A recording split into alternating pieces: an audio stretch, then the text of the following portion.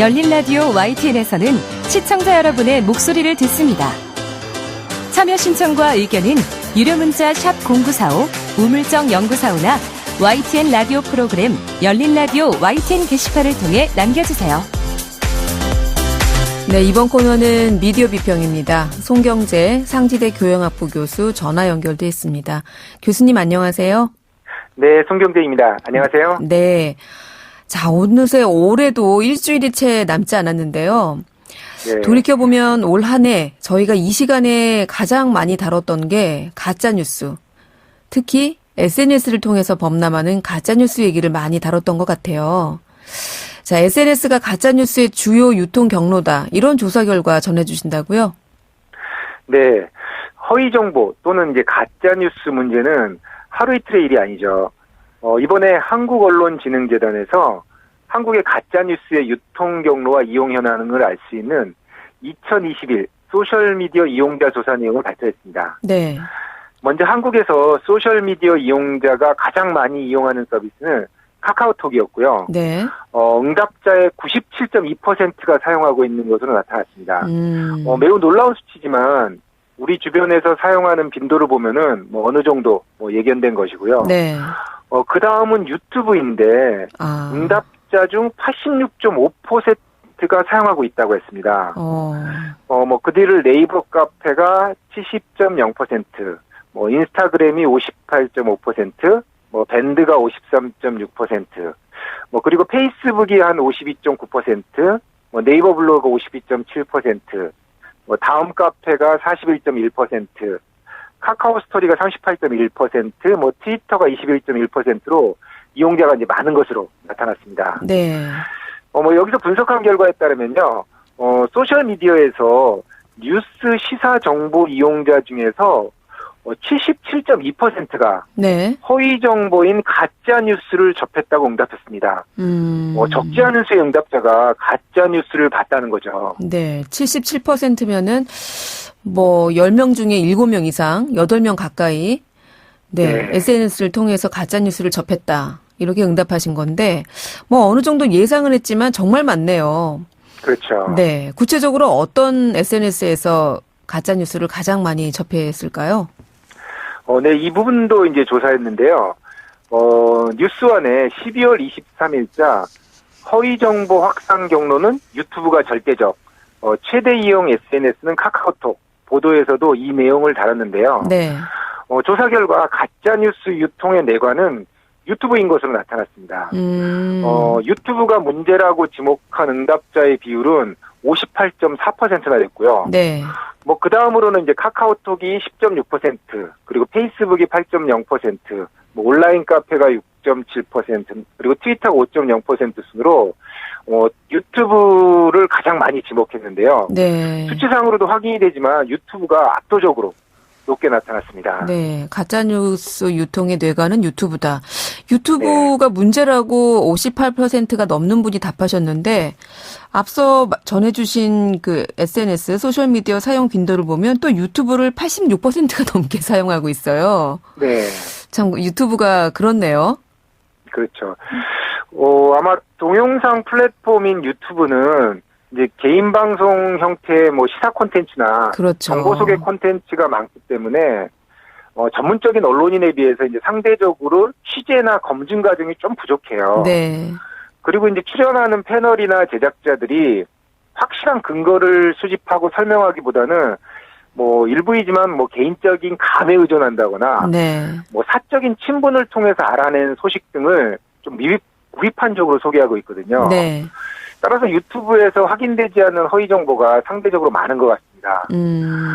이번 조사에서 응답자들은 소셜미디어를 이용하는 주된 이유를 정보 뉴스를 얻기 위해서라고 꼽았는데 네. 이렇게 응답한 비율이 70.1%나 돼요. 네. 그럼 이를 종합한다면 사람들이 유튜브에서 정보와 뉴스를 얻는 상황이 이어질수록 네. 가짜 뉴스에 노출될 가능성도 높아진다는 겁니다. 그렇네요. 이 SNS 속의 가짜뉴스를 걸러내기 위해서 언론도 그렇고 또 정부 차원에서도 허위 정보 자정 노력 이런 것들을 하고 있긴 한데 네. 이 소셜미디어 상에서 가짜뉴스를 좀 막아보자 이런 방지하기 위한 노력은 좀 진행이 되고 있나요?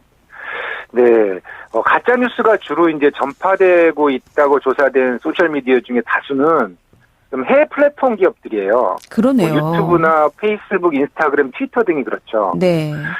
따라서 이제 국내법의 규제를 받기도 좀 어렵고 현실적으로 이제 실효성 있는 대책을 적용하기도 어려운 게 사실입니다. 네.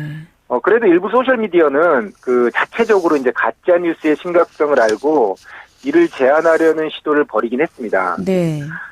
유튜브의 경우 이른바 딱지라는 것을 만들었는데요. 네. 이 딱지라는 건 영상의 첫 장면에 이제 붙어 나오는데, 녹색은 이제 안전한 동영상이고요. 네. 노란 딱지는 폭력성이나 선정성, 허위 사실을 알리는 선동성 등이 있어서 대중들에게 좋지 않은 영향을 미칠 우려가 있는 영상이라는 뜻입니다. 네. 그리고 이제 빨간 딱지도 있는데요. 역시 이제 색깔대로 이걸 받게 되면은 그 영상은 사용 불가 처리가 됩니다. 네. 보통 이제 저작권 침해 문제가 있는 영상에 이게 많이 부착되는데요. 네. 딱지에 따라서 노출이나 광고를 제한하는 방식으로 유튜브 내부에서 이제 자체적 규제를 하고 있는데, 하지만 이것도 이제 슈퍼챗이라는 것을 통해서 직접 후원이 가능하기 때문에 실효성 차원에서 좀 논란이 있습니다. 자율 규제가 좀 말처럼 쉽지 않습니다, 사실은요. 네, 그러네요. 네, 그러다 보니까 이제 법제도적으로 규제하자는 움직임도 있는데, 소셜 미디어를 누군가 모니터해야 하는 부분이라서 사실은 표현의 자유를 침해하거나 검열한다는 문제가 생길 부분도 있거든요. 네.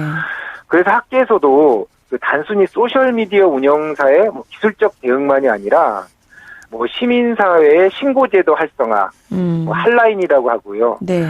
팩트체크 단체의 활성화, 심각한 허위 정보에 대한 가중 처벌, 이런 게 논의되고 있습니다. 네. 저희 프로그램에도 팩트체크 코너가 있죠. 저희 네. 교수님 앞서서 지금 진행을 했는데, 여기에도 보면은 참 유튜브를 통해서 이렇게 유통되는 허위 정보에 대해서 저희가 많이 팩트체크를 하고 있습니다만, 말씀하신 대로 이게 사실상, 자정 노력이라는 게 쉽지는 않다. 그렇죠. 그렇군요. 자, 그리고 우리 송 교수님이 또 포털 전문이시잖아요. 네. 네. 올 한 해 2021년 언론계는 포털 빼고는 또 얘기하기가 어려운 것 같아요. 네. 특히 기억나는 뉴스가 이 연합뉴스의 포털 퇴출 저희가 다뤄보기도 했었잖아요. 네. 네. 그런데 최근에 또 새로운 움직임이 있다면서요. 네. 이미 아시는 분들도 있겠습니다만은 한국의 주요 포털사 중에 하나인 다음이 네. 1월부터 뉴스 서비스 개편을 예고하고 있습니다. 아. 다음 스마트폰에도 공고를 하고 있고요. 네, 공지사항에도 이미 나와 있는데요. 네.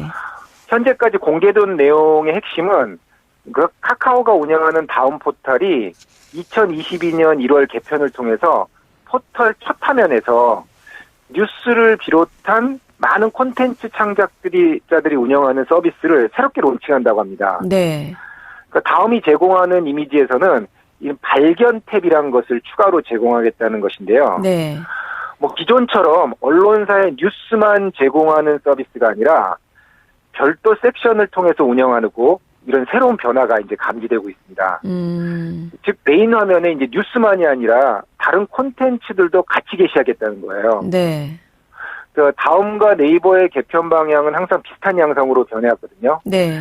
그래서 다음을 따라 네이버도 아마 메인 화면을 개편할 것이라는 전망도 있습니다.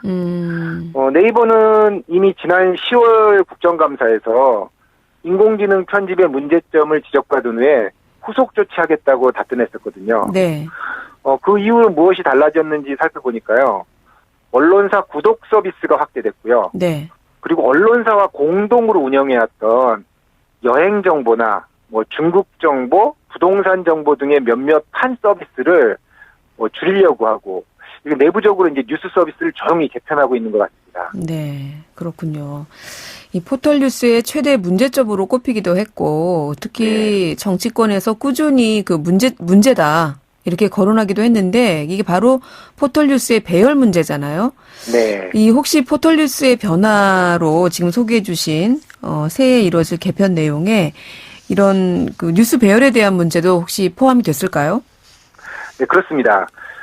네이버와 다음 양대 포털의 공통적인 변화는 첫째는 인공지능 알고리즘 뉴스 배열을 축소한다는 겁니다. 네이버는 이제 에어스, 다음은 이제 루빅스라는 인공지능 알고리즘을 사용하고 있는데 네. 이를 점차 줄이고 있습니다. 네. 이 부분은 뭐 학계와 시민단체, 언론사, 뭐 심지어 정치권조차 알고리즘 불투명성과 뭐 편향성 등을 거론하면서 비판해왔는데요. 네. 인공지능 알고리즘을 줄이는 것은 아마 그동안 비판받았던 지적사항을 뭐 일부 수용한 것이라고 할 수 있습니다. 네. 실제로 다음은 이번 개편에서 인공지능 알고리즘을 통한 뉴스 배열 방식을 중단할 계획이라고 아예 밝혔습니다. 향후 뉴스 섹션은 그러니까 콘텐츠 제휴 언론사 콘텐츠를 무작위로 이제 배열한다고 했고요. 네. 네이버 역시 최근에는 알고리즘 뉴스 배열을 해온 PC 버전의 뉴스에 네. 모바일 버전의 구독 섹션이라는 것을 확대 적용하면서 알고리즘 배열의 뉴스 비중을 줄이고 있습니다. 네. 네이버와 다음에 이제 공통적인 두 번째 변화는 메인 화면에서 아예 뉴스 비중을 줄일 가능성이 높다는 겁니다. 뉴스 이외에 요새 인기가 많죠. 웹툰이나 네. 뭐 카카오 TV나 네이버 TV 같은 자체 제작 엔터테인먼트 동영상. 네. 그리고 여기에 이제 이용자 맞춤형 정보들을 배치를 하면서 자연스럽게 뉴스의 비중을 줄여나가고 있는 상황입니다. 네. 알고리즘 뉴스 편집도 좀 줄이고 네. 아예 포털에서 뉴스가 차지하는 비중 자체를 줄이려고 하고 있다. 논란이 되는 부분들을 사실상 조금 없애려고 하는 것 같은데 네. 그런데 언론계 역시 이 포털에 의존하고 있는 이런 환경, 너무 의존적인 환경, 이것을 바꿔보자는 목소리도 내고 있지 않습니까? 네, 그렇죠. 최근에 과도한 포털 중심의 뉴스로 인해서 결국엔 언론사의 자생력이 약화되고 의존적이게 만든다는 반성과 그 부담이 언론사에 이제 부메랑이 되어 돌아온다는 위기의식이 커지고 있습니다. 네. 여기에 이제 OTT 서비스나 인터넷 예능 콘텐츠 등의 화제성과 이제 사회 반향이 커지면서 네. 언론사도 이제 그 뉴스 콘텐츠의 질적인 측면을 강화해서 디지털 부분을 확대하자는 그런 움직임을 보이고 있는데요. 네. 미디어 오늘이 12월 22일자 2022년 한국 언론의 어젠다 탈포탈이라는 제목의 기사를 보면 네. 포털들이 기존에는 언론사 뉴스를 통해서 이용자를 유입하려는 전략을 취했는데 네. 이제는 언론사 뉴스에만 의존하는 게 아니라 다른 콘텐츠를 활용하려 한다는 점을 지적했습니다.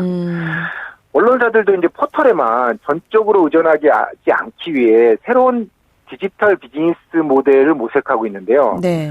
고급 정보에 대해서는 별도의 구독 서비스로 제공한다든가 뉴스레터 분야를 강화하면서 이전보다 좀 더 다양한 가능성을 찾고 있는 거죠. 네. 하지만 이미 언론사들은 포털에 의존하고 있기 때문에 이 대안만으로 과연 포털에서 언론이 자유로워질까? 이거는 쉽지 않을 거란 전망도 있습니다. 네. 특히 포털 뉴스의 전재료 수입이 매우 크고 여기에 이제 기대서 안주하려는 기존 언론사도 있기 때문에 단기간에 포털을 벗어나 언론사가 독자 움직임을 보이기엔 한계가 있을 겁니다. 그렇지만은 이게 멈춰서는 안 되는 거죠. 네. 다양한 시도를 해봐야지 새로운 그 비즈니스 모델도 나오는 거잖아요. 그렇죠. 언론사 스스로 그 뉴스의 가치를 잘 파악하고 저널리즘의 원칙에 부합하는 좋은 뉴스를 많이 생산하는 노력을 해야 합니다. 네. 그 올 한 해 이 국회에서도 포털 개편과 관련한 논의가 있었잖아요.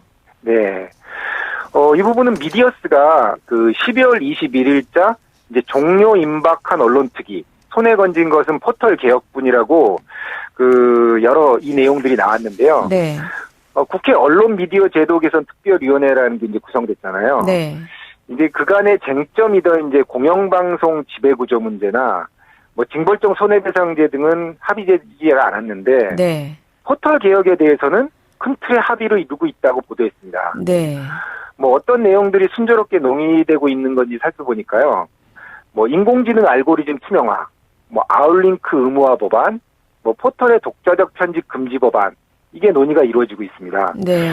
아마 여야를 막론하고 포털 뉴스의 과도한 영향력에서는 좀 회의적이라는 게 정치인들의 비슷한 입장인 것 같습니다. 그런데 이런 정치권의 움직임과 비교해서 또 언론계 내부에서도 좀 자성을 촉구하는 목소리는 나오고 있습니다. 네. 지난 11월 29일 한겨레가 그 부끄러운 포털 종속, 탈포털에 시동 걸자라는 칼럼을 이제 게재했는데요. 네. 내용을 좀 더 살펴보자면 국회 언론미디어 제도 개선 특별위원회에만 의존하지 말고 언론계 스스로가 각성해서 근본적인 해법을 내야 한다고 촉구한 겁니다. 또 언론계가 주체가 되어 포털이 지배하는 뉴스 유통 생태계를 바꿔야 한다는 점과 큰 성과가 아니더라도 성공 사례를 만들어야 한다는 점을 강조했습니다. 네. 그러니까 눈앞의 이익에 따라서 포털의 모든 것을 맡겨서는 한국 언론의 미래가 없다고 아주 비장한 오투로 이제 그 작금의 문제를 지적하고 있는데요. 네. 과도한 포털 뉴스의 영향력을 언론사가 어떻게 대항해야 할지 이 문제는 좀 앞으로도 주목해 봐야겠습니다. 네. 언론의 위상이 이제는 뉴스 소매상으로 전락했다. 이런 얘기도 들리고요. 또 올해 연합뉴스가 포털에서 퇴출되면서 아니 이참에 아예 그냥 포털을 탈피해서 독립적인 모델을 만들어보자 이런 이야기도 들리던데 네. 다가오는 2022년에는 언론사들의 좀 새로운 뉴스 서비스 모델도 이 시간을 통해서 좀 저희가 이야기 나눠볼 수 있었으면 좋겠습니다. 네. 네, 교수님 오늘 말씀 고맙습니다. 새해 뵐게요. 네, 감사합니다. 네, 지금까지 송경재 상지대 교양학부 교수였습니다.